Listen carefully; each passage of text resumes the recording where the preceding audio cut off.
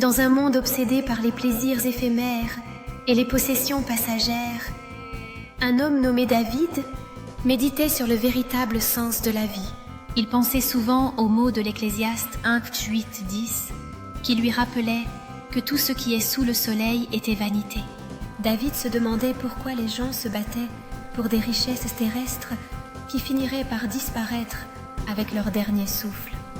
Il a vu amis et inconnus rivaliser, haïr et même tuer pour des choses qui ne pouvaient pas les accompagner au-delà de la mort. Un jour, il s'arrêta et se demanda « Pourquoi valorisons-nous les possessions temporaires plus que les vérités éternelles ?»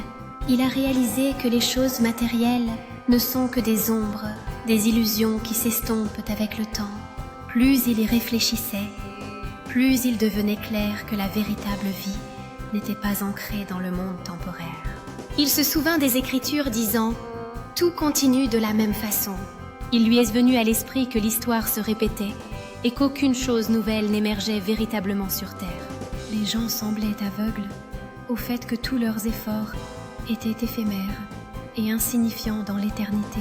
David ressentait une profonde conviction que seule la nouvelle création, non sous le soleil, offrait une réalité durable. Il comprit que la seule vie véritable et non évanescente se trouvait dans la promesse de Jésus-Christ.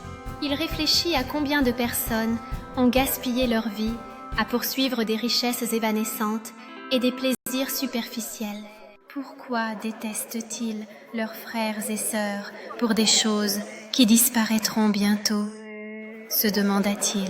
Il réfléchissait à l'inutilité des arguments sur la propriété, le statut et les possessions qui n'ont aucune valeur éternelle. La vérité était claire. Une fois que nous mourrons, nous ne pouvons rien emporter avec nous, sauf nos actions devant Dieu. Cette prise de conscience a amené David à remettre en question le sens de ses propres poursuites et ambitions. Il réfléchit à l'inévitabilité que tout ce qui est vu et chéri disparaîtrait finalement. Il savait que le vrai bonheur ne pouvait être trouvé dans ce qui périme, mais seulement dans ce qui dure éternellement. Il a trouvé du réconfort dans la promesse que Jésus offre la vie éternelle, une vie au-delà de la vanité de ce monde. David a médité sur les mots. Rien de ce que nous voyons n'est suffisant pour nous rendre heureux. Il a décidé de consacrer sa vie à la recherche de l'éternel, plutôt que du temporaire. Il comprit que tout ce qui se passait maintenant se répéterait simplement des ombres du passé. Il n'y avait rien de vraiment nouveau sous le soleil, seulement l'illusion de la nouveauté. Les gens affirment souvent « Regardez, voici quelque chose de nouveau ». Mais en réalité, c'était juste une répétition de ce qui avait été fait auparavant.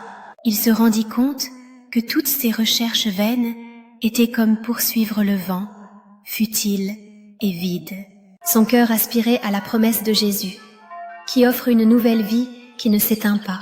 Il savait que s'appuyer sur des choses éphémères était comme construire sur du sable qui s'effondrerait finalement. Au moment où nous rendons notre dernier souffle, tous nos trésors et accomplissements deviennent des ombres sans signification.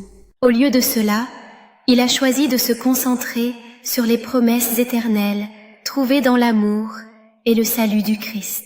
David était convaincu que seule la promesse de Jésus pouvait offrir une espérance qui dure pour toujours.